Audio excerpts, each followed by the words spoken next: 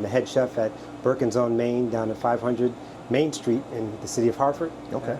Yeah. Tell me, Justin, tell me how'd your love for cooking, how did it evolve? You know, I trace it back to just being in the kitchen watching my mom cook sweet potato pies on a random Saturday, you know, just watching the love that she put into food and how there was a lot of emphasis back then of getting families together, getting family together to sit down. I'm the last of 8 children. So as you can imagine, the dinners were pretty big when we did all get together. And especially once we started having extended families, it was quite a large family gathering for holidays. So just watching the love that went into it and how the love and the food brought everybody together. And I think that's one, like music, one of my other loves, it's a universal language. It brings everybody together. And that's what kind of drew me to the love of culinary arts, I guess you would say. Okay. Yeah.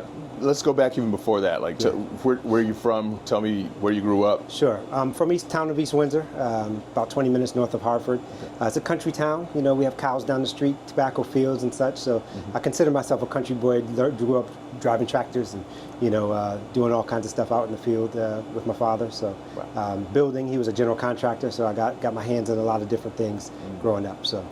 Do you think that played into you know, your love for doing something physical with your hands? Absolutely. I think he always instilled with us hard work. So from the time I could get up and get out and walk, you know, he'd have us doing something, shoveling some dirt, you know, moving some bricks and stones, and so I always watched him in his field and in general contracting. So he did a little bit of everything. So I think he was the master of all trades. I saw my dad as. Gotcha.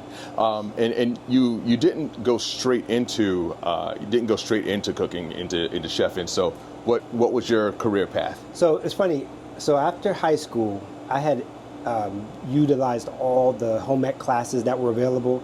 So my home ec teacher, Mrs. Randazzo, I always shout her out for being kind of that catalyst for my love for culinary. So she brought me into other classes that weren't available, different schools. So it kind of kept the spark going. And then I went to culinary school right after high school. I went to Johnson Wells, and then I came back and did a food service management degree here at home. And then I went into construction with my father. Okay. So that led to a finance career in the company that he was partners with. So I ended up being in finance for the last 24 years, add on the hat of being human resource manager for the last 20 of that 24. So interesting. So here I am again. Okay. All right. Cool. What's your favorite? Well, first, tell me your typical day in the life of a chef. Day in the life of chefing these days. It was took a little bit to get my feet wet back, but really organizing the cafe here, just making sure that we have everything that we need for breakfast and lunch service, assisting with some of the baking, some of the hot items that we have on the menu, making sure that's all prepped for the front of the house staff. Making it again if we need to, ordering for catering events that we may have on the till, and just planning menus, menu design, recipe testing. You know, my brain is always constantly going with creativity, so I'm always trying to figure out how we can adapt that to the cafe life here. Do you have a signature dish? Some might say it's the oxtail steak and cheese that went viral a few months back. I would say that would probably be my signature dish. What's your favorite part of the day? My favorite part of the day is just being able to come up here and just kind of vibe out, as you saw, throw my music on and really just start creating.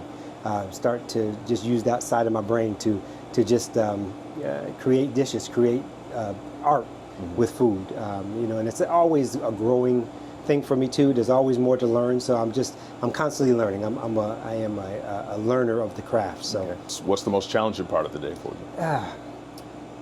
The most challenging part I find here is finding out what our customers like.